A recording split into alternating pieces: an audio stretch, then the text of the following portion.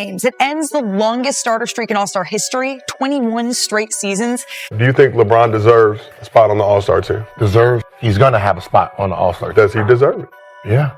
LeBron James not being a starter was somewhat surprising to me, but in terms of the only other person we could put on LeBron right now is Michael Jordan, right? Okay. Michael Jordan went through the same thing in 2003. The difference is Michael Jordan said he was retiring, so the expectation... And it's just basketball. At the end of the day, it's just basketball. Something almost unimaginable has just occurred. For the first time in more than 20 years, LeBron James won't be in the starting lineup for the NBA All-Star Game. Take a moment to process that 21 straight years, 21, his long-standing dominance as an all-star starter has officially come to an end, and it's sending shockwaves to the basketball world. This isn't just any streak coming to a close. We're talking about LeBron James, the same superstar who's in the face of the league since his teenage years, the same player who's racked up more all-star appearances than many players have full seasons in their careers. And now, he's no longer starting. Or could it be even bigger than that? Is there a chance he might not make the game at all? Yeah. Caught on. Think about it first. You get it. You understand. Wake up with shit that you had the night before, you know.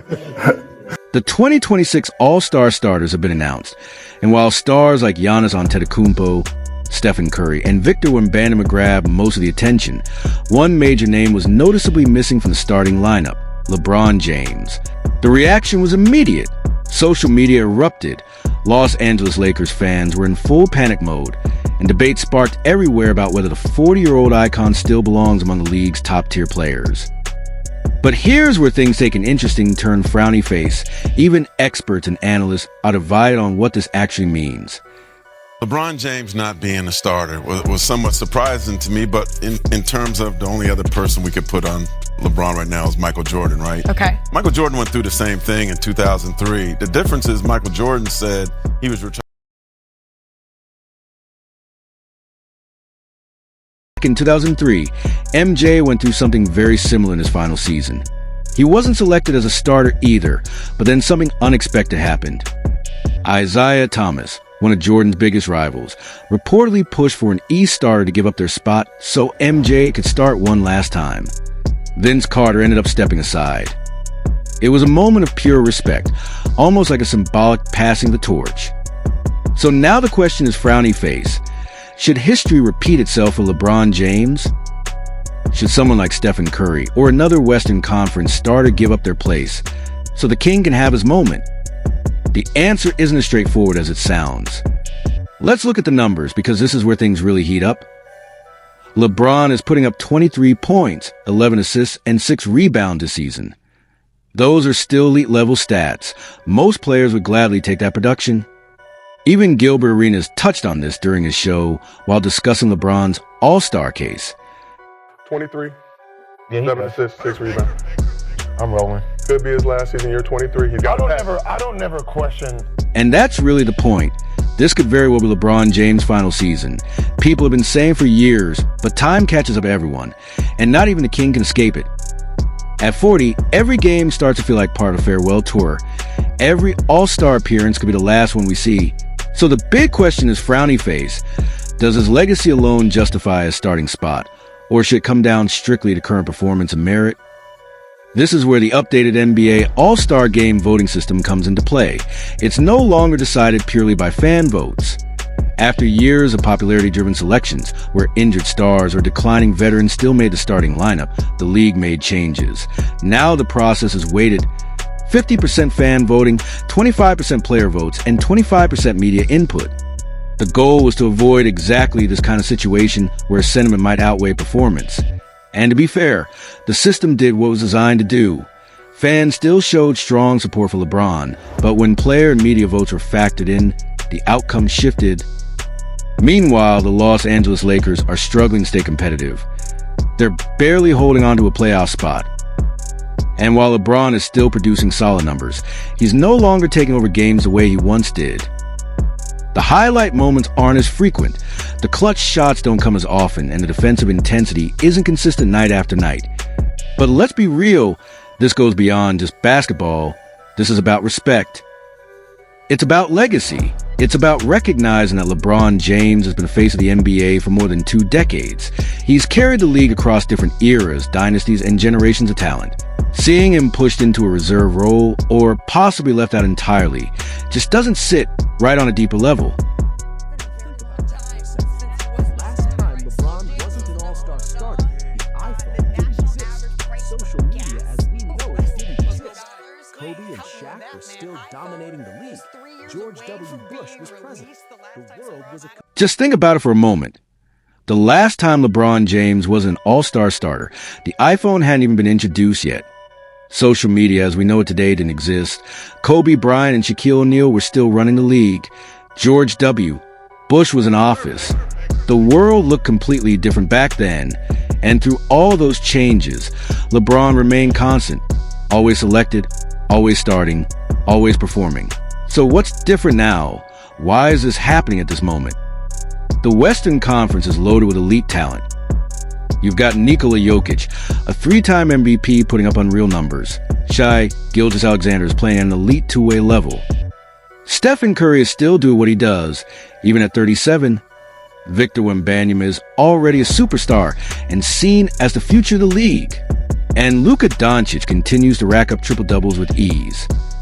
So, where does that leave LeBron in this conversation? The honest reality is, he doesn't quite fit among the starters anymore. His numbers, while still impressive, don't stack up the same way. His team isn't winning enough games, and even though his playmaking has been outstanding, averaging 11 assists per game at his age is remarkable. It's not quite enough to outweigh the other gaps in his performance. Okay. I don't never question a number 1, number 2 option on the team. I don't question your all-star credentials. And be them third options, and I'd be like, Look, Gil, that's team record. you know, And that's a valid argument. LeBron James is still the primary playmaker for the Los Angeles Lakers. He's still orchestrating the offense. He's still the go-to option when the game is on the line. By Gilbert Arenas' perspective, that alone makes a strong case for his inclusion. But the real debate isn't about whether he deserves to be an all-star. It's about whether he should be starting over players who are clearly putting together stronger individual seasons. Videos, right, of players reacting and clapping and getting excited and campaigning. And so where does the disconnect happen, right, between people being excited for and wanting the honor so very badly, and then by the time it gets to the floor, that doesn't happen? That quote really gets to the core of the NBA All-Star Game's biggest issue. The intensity just isn't there anymore. Players still want the recognition, the honor, and the accolade on their resume, but once the game starts, it's more about flashy shots and highlight plays than real competition. The edge that once made the All-Star Game a must-watch event has faded away. And maybe that's why the situation involving LeBron James feels so significant. If the game itself doesn't carry the same weight, then the honor being selected becomes everything. And taking that spotlight away from someone who's given over 2 decades to the sport feels harsh. Almost like the league is turning its back on one of its greatest figures. But sports don't operate on emotion. Time catches up everyone and sentiment doesn't win games. The reality is, LeBron isn't among the top 5 players in the Western Conference right now. Arguably, he might not even crack the top 10 when you really break it down. It's tough for fans to accept, but it's the truth. The silver lining is that he'll almost certainly still be selected as a reserve. Coaches will make sure of that.